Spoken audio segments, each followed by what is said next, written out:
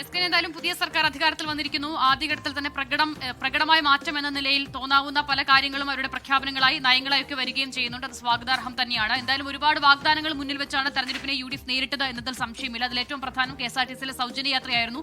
ഇവിടെ എല്ലാവരും പറഞ്ഞതുപോലെ തന്നെ. പക്ഷേ അത് പ്രായോഗിക തലത്തിലേക്ക് എത്തുമ്പോൾ അതിന്റെ ബുദ്ധിമുട്ടുകൾ നമ്മൾ കാണുകയാണ്.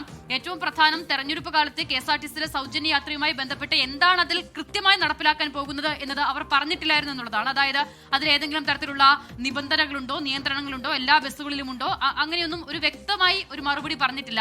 ആകെ നമ്മുടെ മുന്നിലുള്ളത് തെരഞ്ഞെടുപ്പിന്റെ സമയത്ത് ഈ വീടുകൾ കയറുന്ന ഘട്ടത്തിൽ ഇന്നത്തെ മുഖ്യമന്ത്രി VD സതീശൻ അന്ന് സ്ത്രീകളോടൊക്കെ പറയുന്നുണ്ടായിരുന്നു, UDF അധികാരത്തിൽ വരികയാണെങ്കിൽ സൗജന്യമായി നിങ്ങൾക്ക് KSRTC എല്ലായിടത്തും പോകാം, ടൂർ പോകാം, അമ്പലത്തിൽ പോകാം എന്നൊക്കെ പറയുമ്പോൾ അത് എല്ലാ ബസ്സുകളിലും ഓർഡിനറി മുതൽ ഫാസ്റ്റ് പാസഞ്ചർ ഇല്ല പറഞ്ഞിട്ടില്ല. അപ്പോൾ ഈ നിലയിലായിരുന്നു നേതാക്കളുടെ പ്രതികരണം. എന്ന് വരുമ്പോൾ നമ്മൾ അത് എല്ലാത്തിലും ഇത് തന്നെ വേണം കരുതാൻ. എന്തായാലും അതുമായി ബന്ധപ്പെട്ട തീരുമാനങ്ങളൊക്കെ വരാനിരിക്കുന്നതേ ഉള്ളൂ. ഗതാഗത മന്ത്രി പോലും ജനങ്ങൾക്ക് ഗുണകരമായ നിലയിൽ തന്നെ ഇത് നടത്തും എന്ന് പറയുന്നുണ്ട്.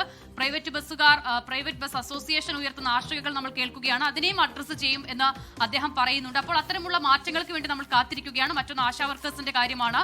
അത് 21,000 രൂപയാക്കിയുള്ള പ്രഖ്യാപനം, അവരുടെ ആവശ്യം അത് ആദ്യ ക്യാബിനറ്റിൽ ഉണ്ടാകുമെന്നുള്ളതായിരുന്നു അന്ന് പറഞ്ഞതെങ്കിലും അത് ഉണ്ടാകുന്നില്ല. അദ്ദേഹം അതിന് വിശദീകരിക്കുന്നത് സംസ്ഥാനത്തിന്റെ ധനസ്ഥിതിയാണ്. മുൻ സർക്കാരും ഇതേ ധനസ്ഥിതിയെ കുറിച്ച് തന്നെയായിരുന്നു പറഞ്ഞിരുന്നത്. പക്ഷേ VD സതീശൻ പറയുമ്പോൾ ചില ആളുകൾക്കെങ്കിലും അതിൽ അല്പം കൂടി വിശ്വാസ്യത ഉണ്ടെന്ന് തോന്നുന്നു. എന്തായാലും 3,000 രൂപയുടെ ആദ്യത്തെ പ്രഖ്യാപനമായിരുന്നു. ഇനി അത് ഉണ്ടാകുമെന്നുള്ളത് പറയുന്നു.